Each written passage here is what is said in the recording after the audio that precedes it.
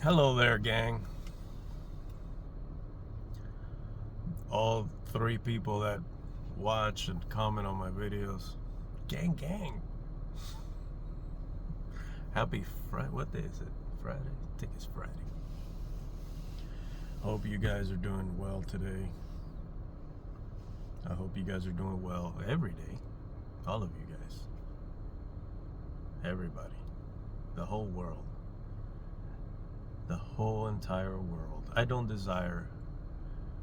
have any desire in my heart. Any desire in my heart whatsoever for anyone in this world. I believe that even well, I have seen pure evil inside of man, but for the most part,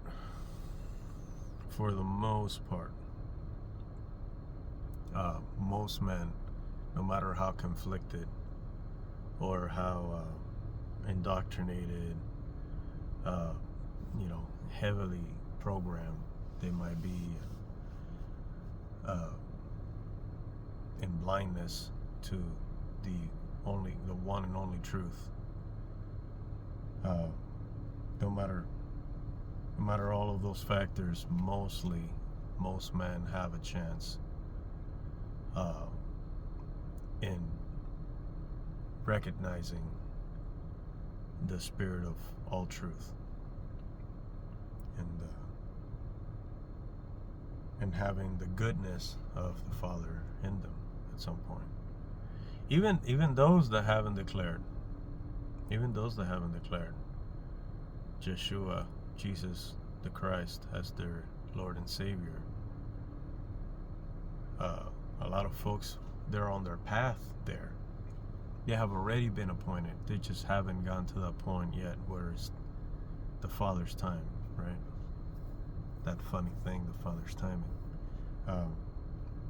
But they'll still be practicing. They still practice good things, and things that I've seen men that never claimed to be Messiah's people do Messiah's people stuff. As a matter of fact, I've seen more. It's gonna be a spicy one today. I've seen more non-proclaiming Yeshua, Jesus Christ people do more good works than folks in big churches. Yeah, a lot of folks, big churches. And that's because it's purity of the heart, man. It's purity of the heart. And then again, who am I to say that those folks in some way, shape, or form that maybe they themselves don't understand have in spirit and truth actually indeed accepted the Messiah? Am I any better than them? I F up a lot. I have a lot of flaws. I have a lot of inconsistencies, even though I consider myself to be one of the Father's people. I don't consider. I know that I am the Father's people, and I made a commitment with Him over 2 decades ago, and that's not nothing. I don't care what level of understanding you may be in and what you call it, whether it's Torah or mainstream Christianity. I've seen the good. But going back to those folks, I'm extremely ADD. You're gonna have to bear with me. That's what the coffee's for.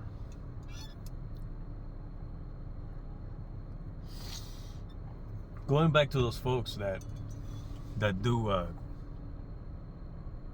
good, here's the difference that I've noticed. Okay, let me focus. they mean it from the heart.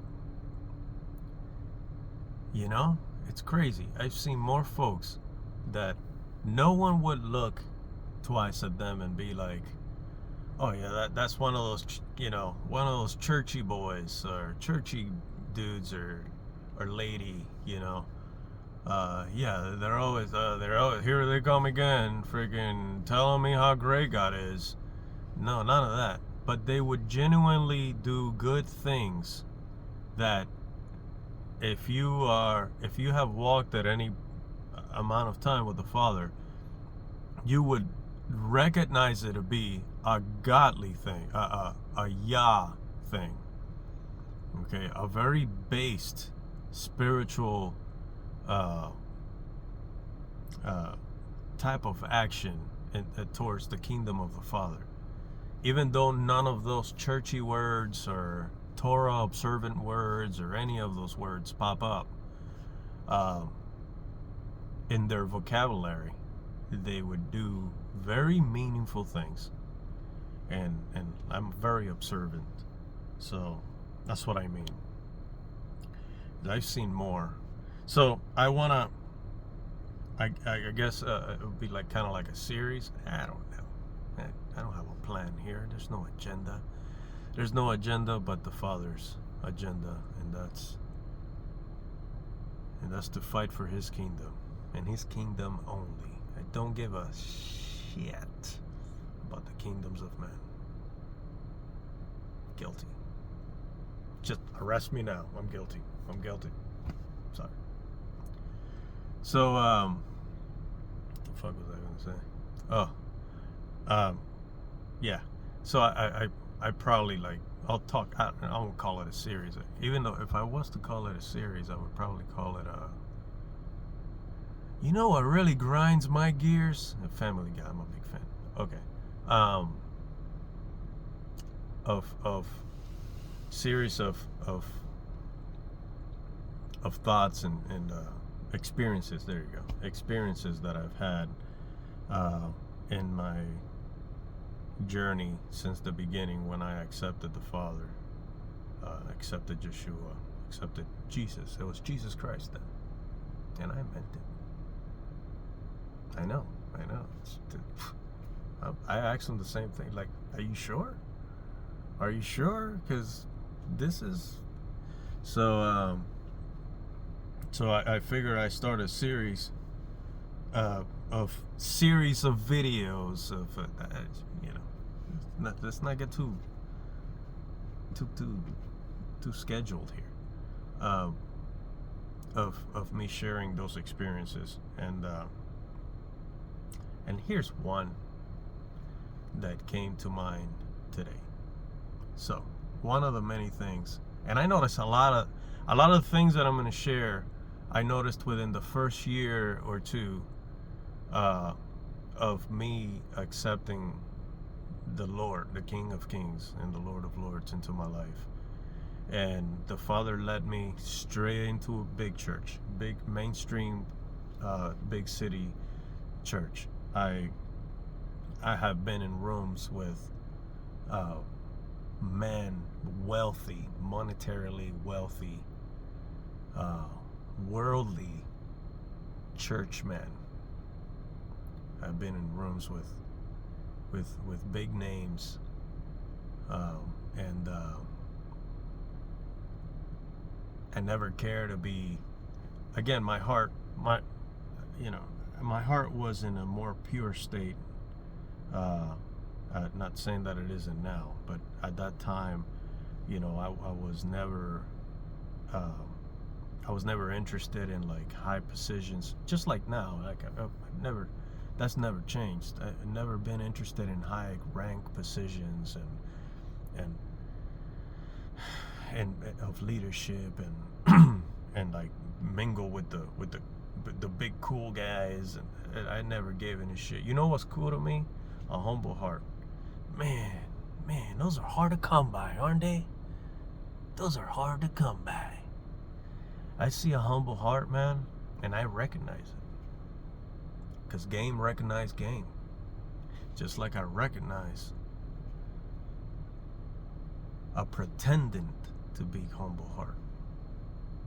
I already made a video about that. But yeah, that's who I tend to like gravitate towards. And again, it's very rare that and what I mean by that is like a humble heart towards the purity of building the Father's kingdom. And we can all be corrupted, even as believers. We can all be corrupted. At some point in time, things shift, things change, and we can start off.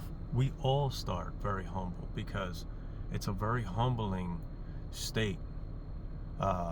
In your whole being is a very humble state that you find yourself in when you accept the Creator of the universe as the Savior for your eternal life. It's a very humbling state, and that carries you on baby stages, that carries you on in your infancy of knowing the Father. But all right, focus. So what really grinds my gears? So I'm gonna share a series of things. It's gonna be ranty. It's gonna be things that the Father had me like in that honeymoon stage for like a few months, and then just started dropping bombs on me and just showing me things as I was reading the Word that was not matching up with the surrounding group, the people in the church that I was in. And it's embedded in me. It is the Word made flesh in me to know these things. And even though I've been praying and asking the Father to give me the vocabulary and the ability and wisdom of organizing the words correctly to express how this is the Father's truth and not my truth, but like I'm trying, but it's gonna be ranty. So in the beginning, everything was cool, dandy. I was so on fire. I would sing every song. I wouldn't miss one Sunday. It was Sunday church. Okay. Levels, right? Levels. It doesn't mean that you weren't the Father's people when you went to Sunday, church, and gathered and did things that specific way and ate pork. It doesn't mean that you weren't His people. Just everything has a timing for things. So I'm on fire for God, singing every song, excited, cutting hair at a barbershop at this point. And I'm telling all my clients about it. I'm just full of that life, I'm also, my brain is exploding because I'm lining up dots that I never would have imagined to line up before. I'm just, the Father's just like, the Spirit is just like, just dropping bombs on my perception of life and understanding of things, and I'm eating it up. So I want to tell everybody, because you want to tell everybody, you want to show everybody how much the Father has shown you. You're super excited, and you start beating people over the head, and you even get a little religious. You don't notice you're doing this, but you without being tactile will reprimand or correct people and things that they're just not gonna grasp what you're saying, and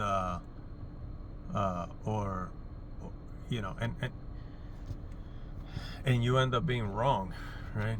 And you realize down the line you end up being wrong because it wasn't your place to say that anyways, or there was something you were missing because you only saw a certain a piece of the picture. You weren't granted a full spectrum of the whole picture in that individual or such and such. So I'm there. The father, even in that process of infancy spiritually, the father even delivered me from an oppressive spirit. I used to, before that point, I used to look at myself in the mirror and feel like there was something else looking back at me through my eyes. I struggled with a spirit of rage.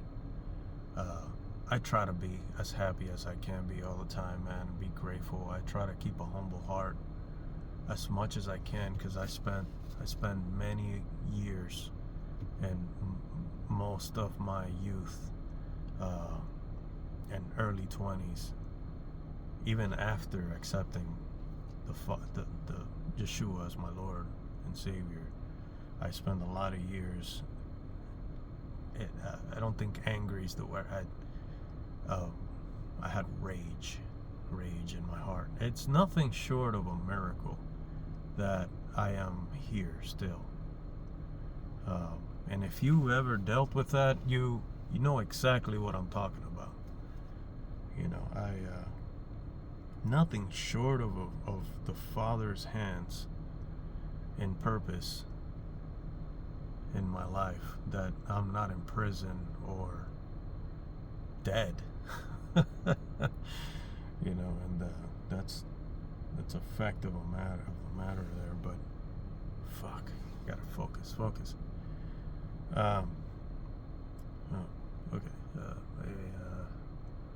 So yeah, I had an very oppressive spirit,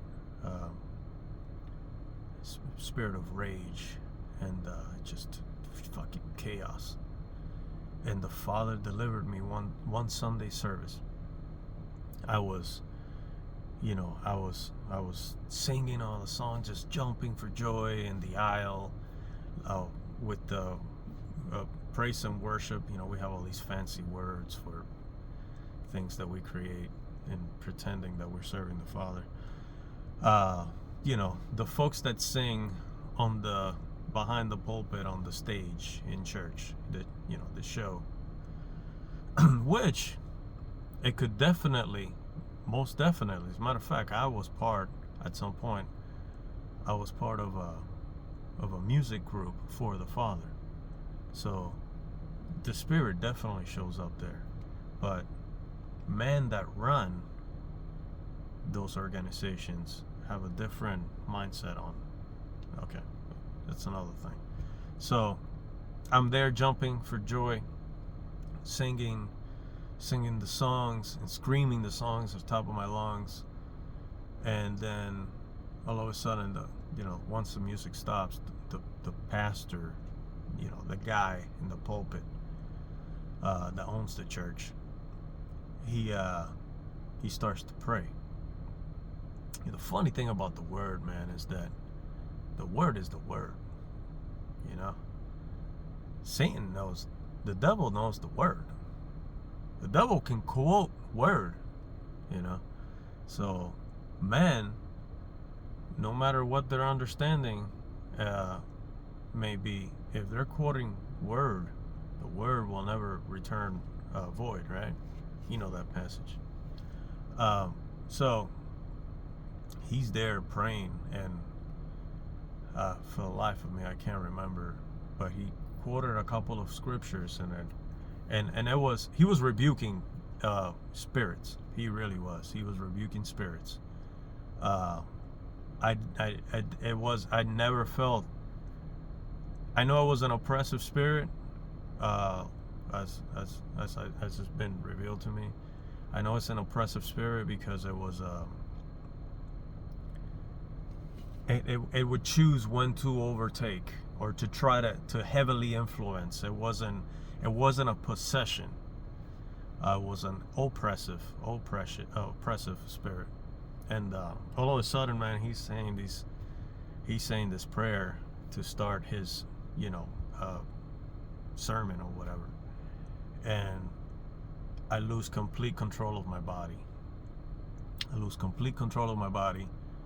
And I kind of tilt back, my head up, my mouth wide open, and I'm making this noise like it's coming from my gut. It's coming squared from my gut. I'm completely not in control of my body.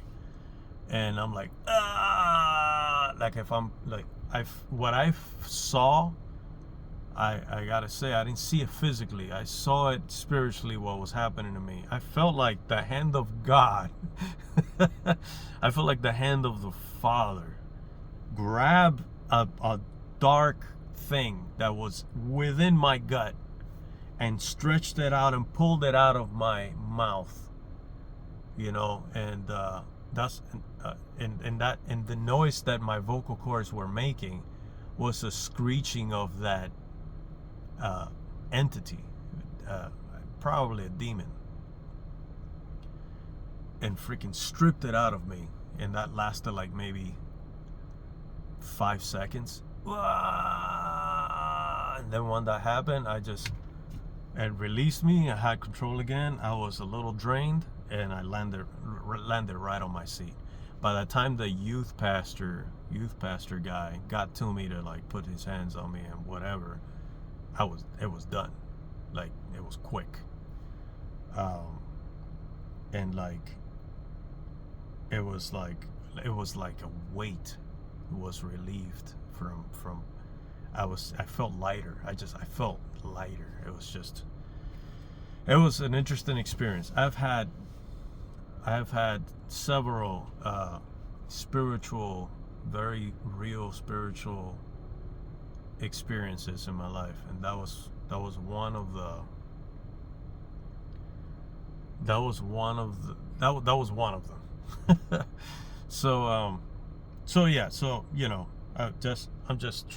I'm trying to express how embedded I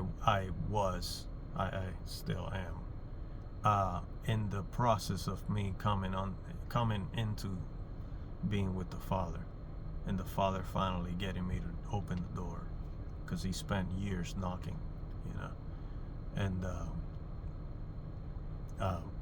that's the point I'm trying to make, right? So I'm there. I'm super pumped, super excited, and then all of a sudden, I'm still sinful. Like, I still have lustful thoughts, and and things like that, and things that hinder you to continue.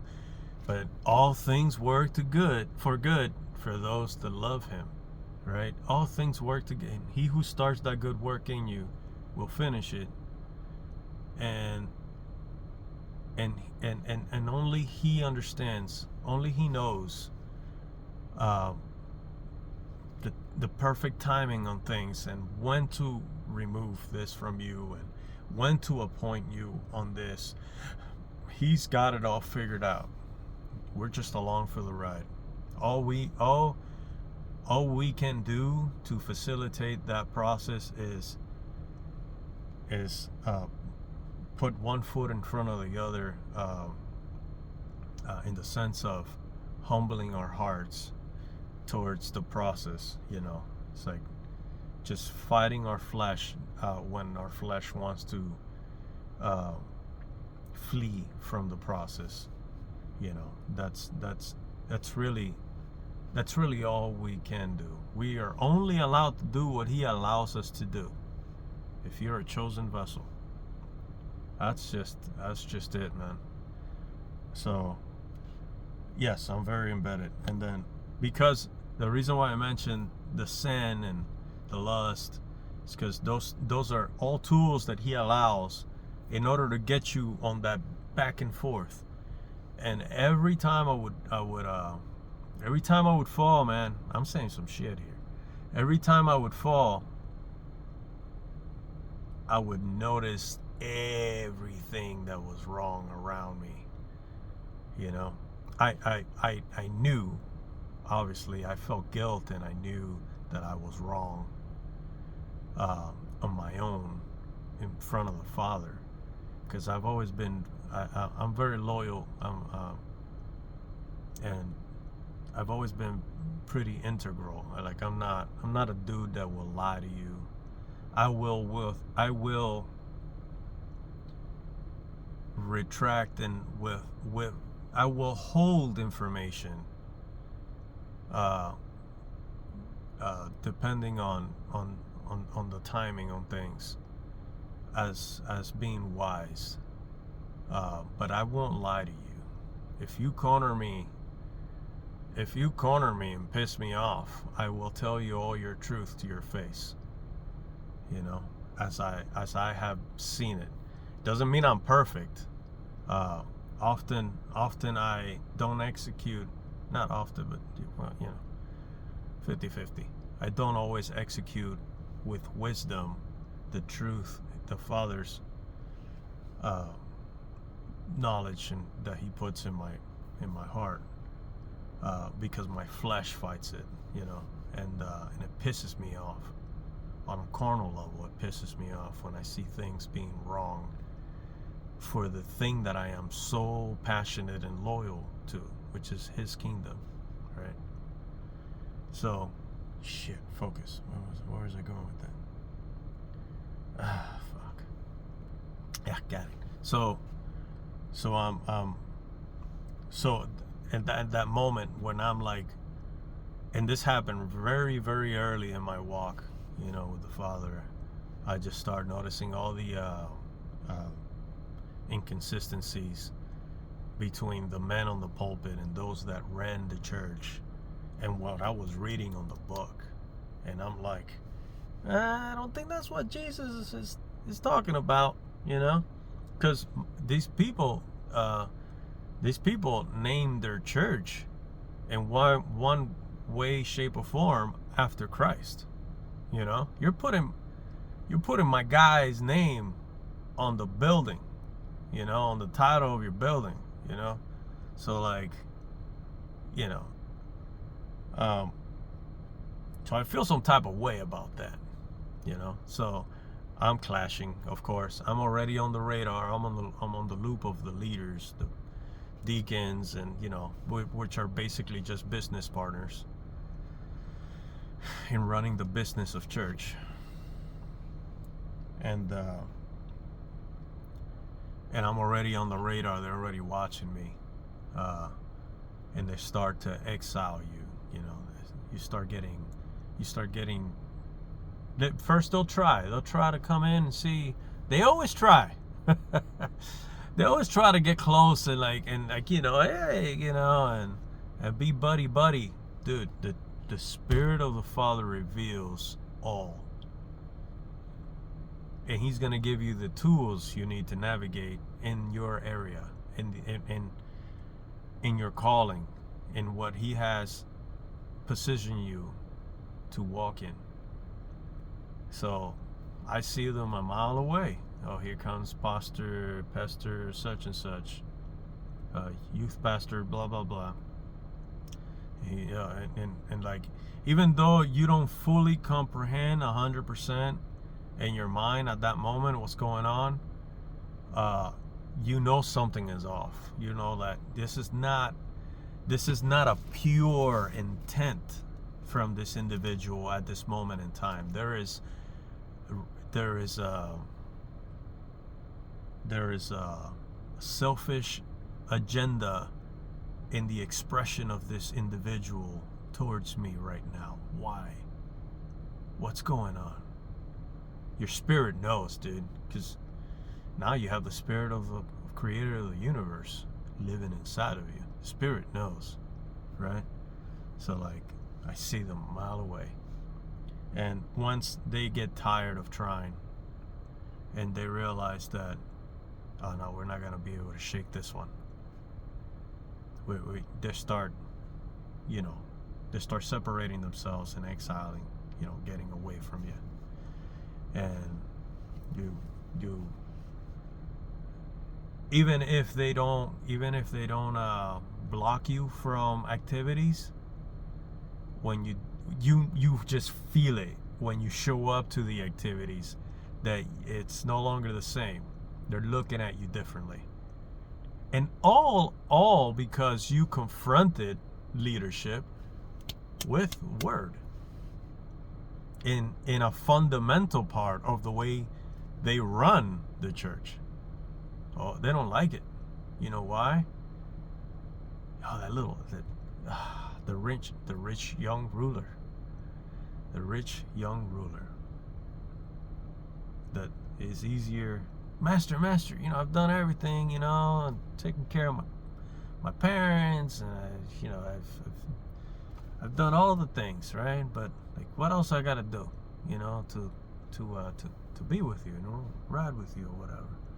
He's like, go sell everything you own, give to the poor, and then come follow me, right? He left old Mopey. He left Mopey because he had a lot of shit. But it wasn't the physical shit that he had that it wasn't the physical shit. It's in here, bro. It's in here. In here. It's the terrestrial worldly baggage that attaches you, that keeps you from. There's a real truth when the word says that you can't serve both. You can't serve both masters. A real truth, because it's just we can only be focused on one. Everything has to be focused on building the one and not the other. And you can twist the word 30 million ways. All right, focus. Focus. So I start noticing things in the church. One of the things that Matthew 23, bro. One of the things that popped at me, because I read the gospel. I read Matthew, Mark, Luke, and John right off the rip. That was that's, you know. And it's like little details, you know, little details here that weren't said there. And like every book, the books say pretty much the same thing, just have little details that are different in certain areas and stories and stuff. So one of the things he showed me was one of the leaders had a bookstore in the church. And I remember, and I was like, I'm gonna try to be wise. I want you guys to understand that I'm not out here saying anything that I have not experienced, and I'm not out here saying anything that I don't believe deep in my heart that hasn't been revealed to me by the Father. And I'm only here because I care about the Father's people, and I care about building His kingdom. And building the kingdom of the Father means having the Father's people align with the Father's will. That's what building the kingdom means. And if we're not aligned with the Father's will, we're not building His kingdom. We're building the kingdoms of men. So I want to be very clear. I'm not here to bash or condemn anybody. I'm passionate about what I say. I'm very passionate about what I say because it's the only thing that I have in this world. You know, besides my family is a gift from the Father Himself. We can't even love our own children more than we love the Father. That's book. That's the word, right? And there's a reason for that, and it's not a cultic thought process. There's a spiritually based, kingdom based, logical understanding for that, which is if you need the Father for salvation, you can't trust anyone, not even yourself. You have to trust the Father first and foremost. So you have to love him above all else so that you can love everything else, everyone else.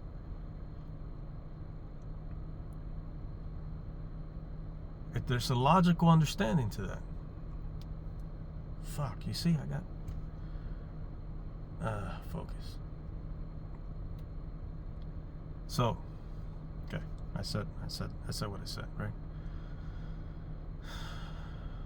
One of the leaders, he runs the bookstore. He sells Concordians, you know, that, or however you call that, like study. I'm too ADD to. I have trouble with the Bible version of the scriptures, with all the ye's and and the Yahwehs, and like it doesn't matter how you get it. The word becomes flesh. That's the idea. You know, Moses had a speech impediment. He had difficulty communicating. That's why he needed his brother Aaron, right? Anyways, he starts to show me, the Father starts to show me Matthew 23 in the place where I'm at. I see it. And I start boiling inside. I start feeling like, you know. And the more and more that I see, like, this is like acceptable behavior. This is okay. And it's okay to sell the word of the Father. It's okay to sell salvation. When Jesus went without expecting anything in return, loves unconditionally, the Father loving unconditionally, sending his only begotten Son in human form to suffer pain and agony, to suffer death, unjustly death, injustice, all for the sake of ripping the keys of Hades and to gain right over our lives for all eternity. He did that shit for free. And you're gonna sell me a book, homie? Fuck.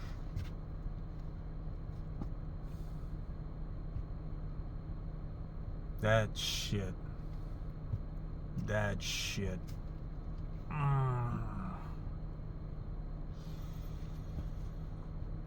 No, but it's for the, no, but it's a good thing. No, man, no.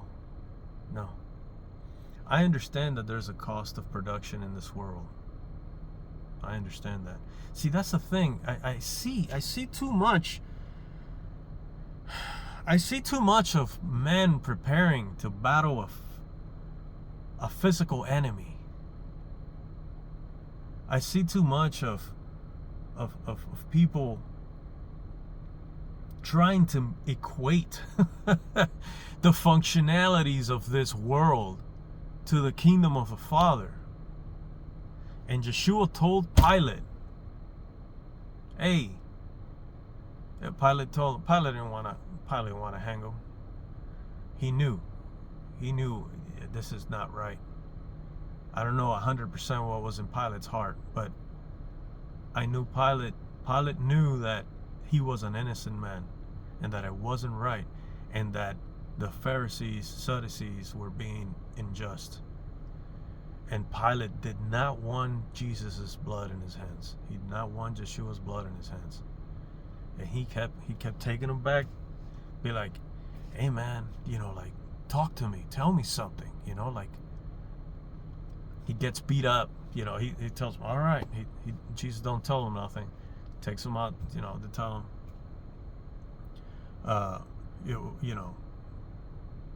they want Barabbas, right? So like Pilate, in an attempt to not kill him, has him punished. He gets his ass whipped.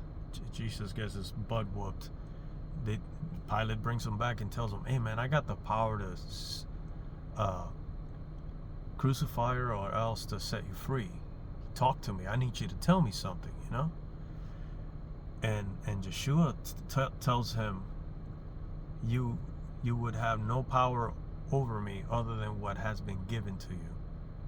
You know, my kingdom is not of this world. If my kingdom were of this world, you know. And like he shows you that, dude. Like Yeshua shows you that in his actions. Man, dude.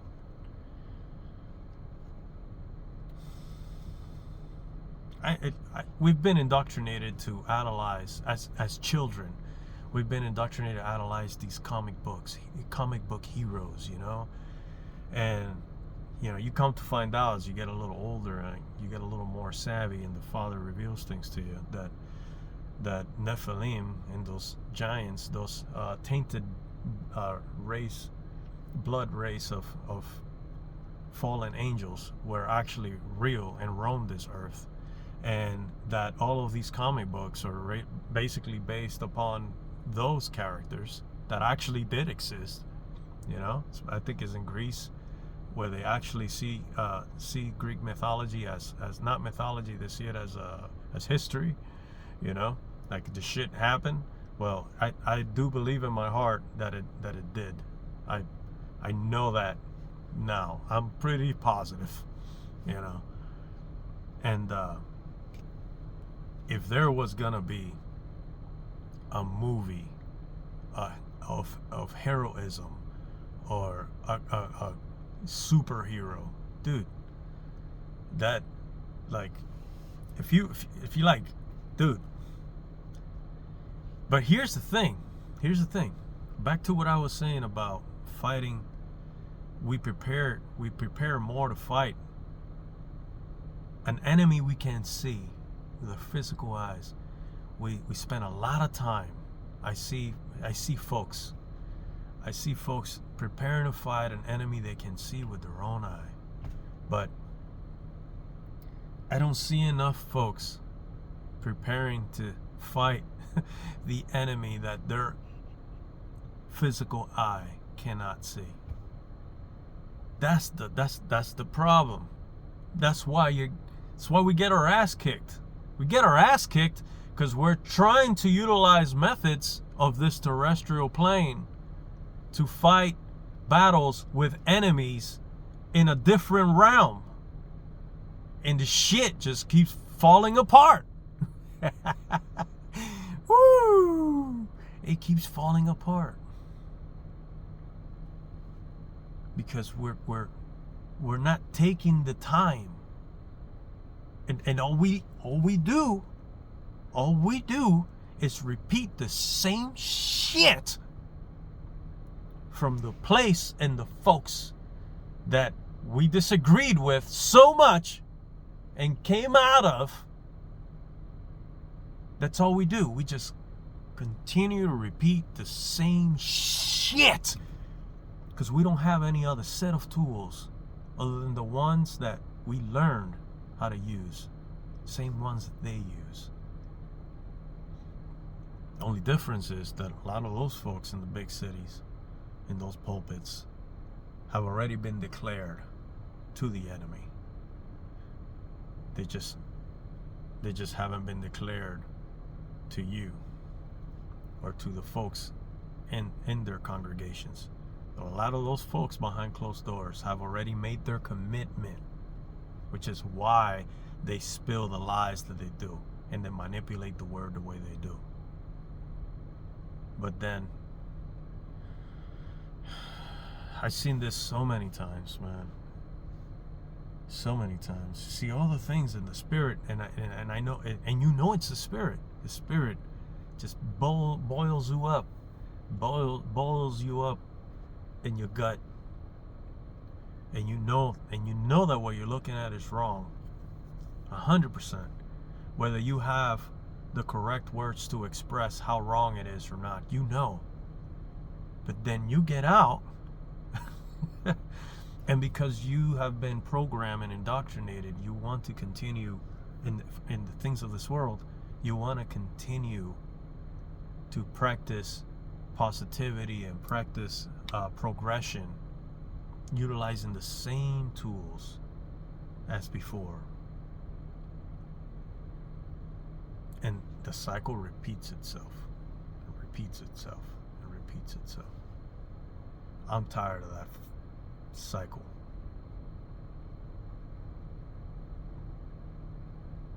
I'm tired of that cycle.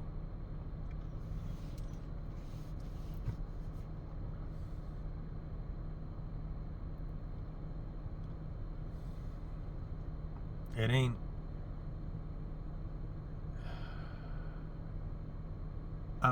Even if the lights go out tomorrow, I've been through hard times, man. I've been through hard times. I've been through times where I just have to let go and everything goes blank and dark, and I'm just along for the ride, getting thrown around like a rag doll. I've been through it. I know who I serve. And then I look at Job and I know what Job went through. I ain't no better than Job. I gotta be afraid? I'm not afraid.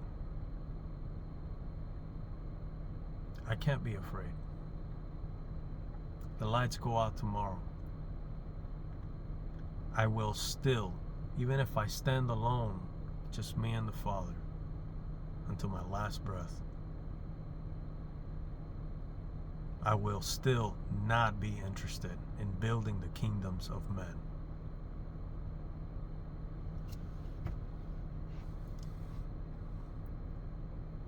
And I'm not saying that in oh, look how tough.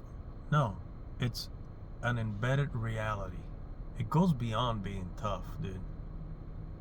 And if you see any strength in me, it's his strength. Because I'm a complete piece of shit.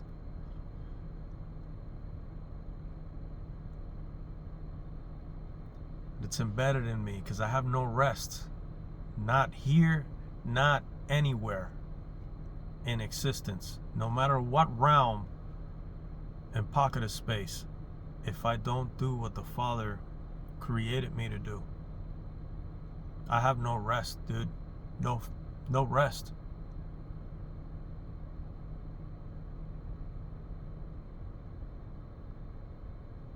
So I'm not saying this because I'm super duper holy moly. I'm saying this because it's a reality in my life.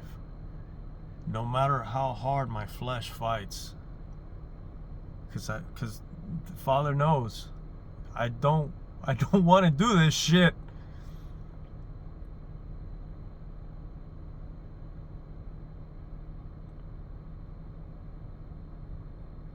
But he gave me everything that I need. And then at some point he tells you, okay, I gave you enough. Go use it.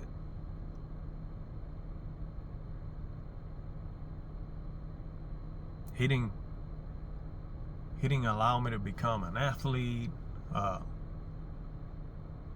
He didn't allow me to become a successful business person. I could have. He didn't allow me to. He would section off and close certain doors just to line me up. And when oh man, your flesh fights it so hard, all you do is just, you got that narrow path, and all you do is just bump into walls. No, dude, I'm not, those walls don't move. It's only one path, and that's forward. Forward towards what? Forward towards his purpose. And at some point in the beginning it starts, the path starts wide. The path starts wide in the beginning, and you have more room to like mess around and, okay, I hit it, oh okay. But the farther you get down the line, that corridor starts getting tighter and tighter. So that even if you had the retarded thought of deviating, you're going to hit that wall dead on right away. And let those that have ears hear what the Father is saying.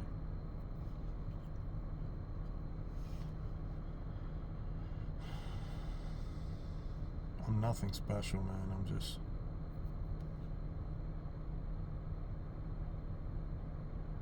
It's just practice, man. We're just here for practice. Of course it matters. Of course it matters what we do here. Of course it does. It's your heart condition that carries you on to the next, your eternal state. It's your heart condition. You have your choices here. Of course it matters. Yes. But what does that mean? What are the correct actions to take?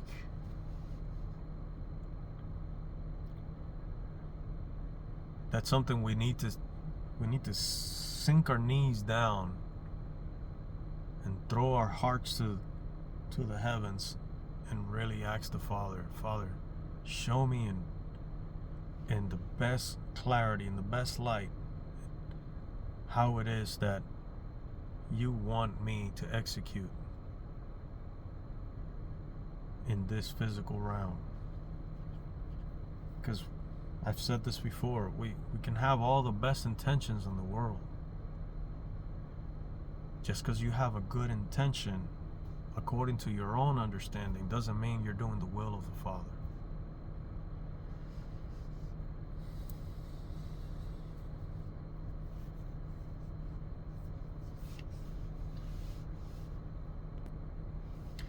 So, whoever watches this video, listens to these words, I implore you, if you consider yourself to be you, I'm talking to you who identifies internally and knows beyond a shadow of a doubt that you are the Father's people. I implore you to ask the Father for clarity.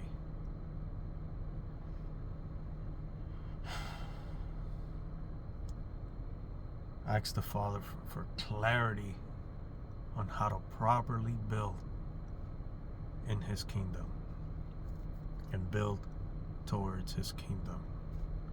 His kingdom first. His kingdom first.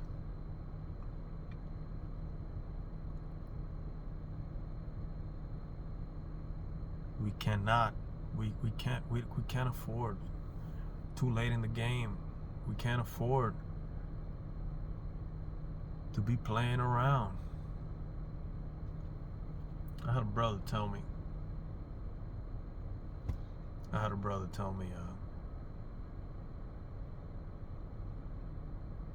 am entrepreneurial ADHD. Hi. Hope you like my videos.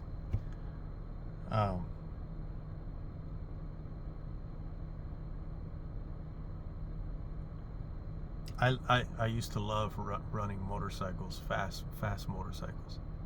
That was my jam. That was it was again, one of those things that the Father, I've gone very, very fast on very fast vehicles. Momentum is a thing, and it was a passion. I still have that in here. Like I still want to do it sometimes, and my first vehicle was a sports bike. I had that I would drive that my mother had bought. It was a 72 Chevy Nova. But my actual first vehicle that I purchased for myself with my name on it was a sports bike. And my passion was to ride fast. And it became a passion because several factors. Father figure when I was young, but it was the release of stress and pressures that the adrenaline dump, everything would match up to help me release the madness that I endured in all of my early years. And that was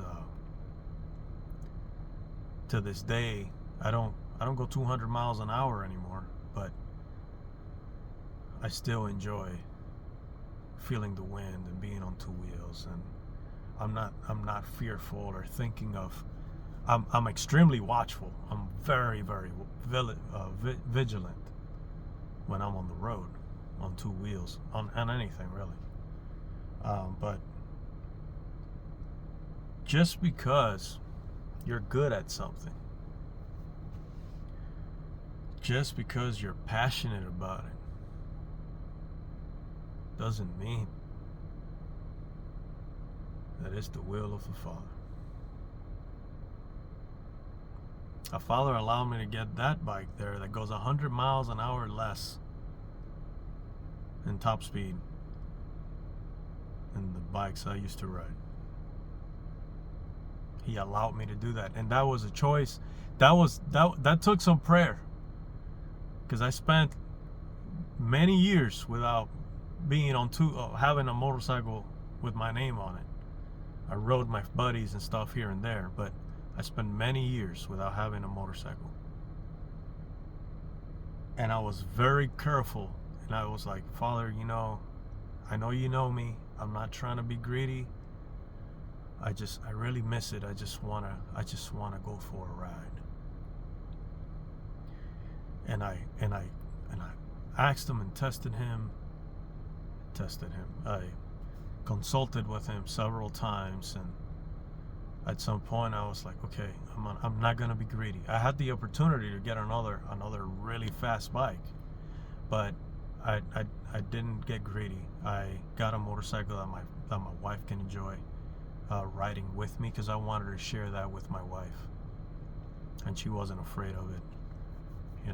Something that would be comfortable for her, because sports bikes are not very comfortable, especially when you start getting up in age. They're not very comfortable for you to have your significant other behind you. But that's just the point I'm trying to make. Just because I like, and I'm good. I'm good at it.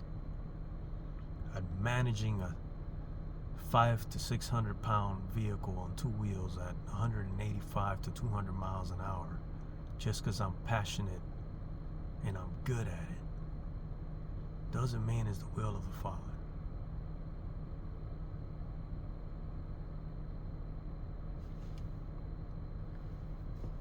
Bless you guys.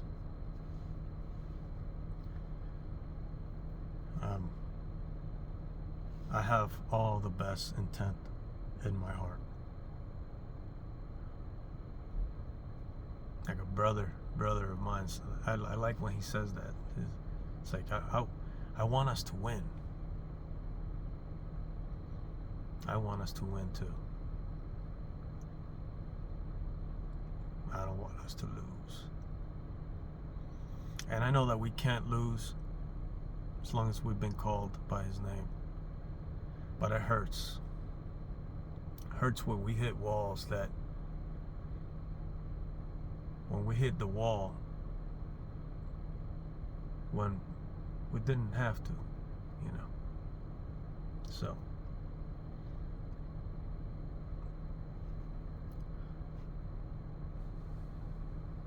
bless the Father's people. Bless us all. I desire nothing. I don't wish because I'm not a wizard.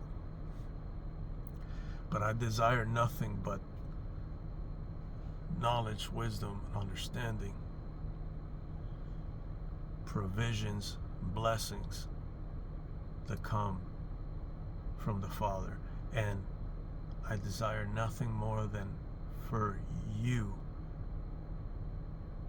to get a full revelation from the Spirit of all creation, deep inside of your core, deep inside of you, and allowed the Word to be made flesh inside of you. I desire nothing more than for all of us to get this shit right. Because we can't help others if we can't help ourselves.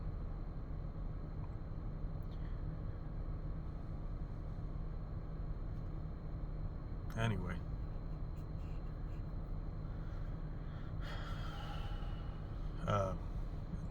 that's it. That's all I got.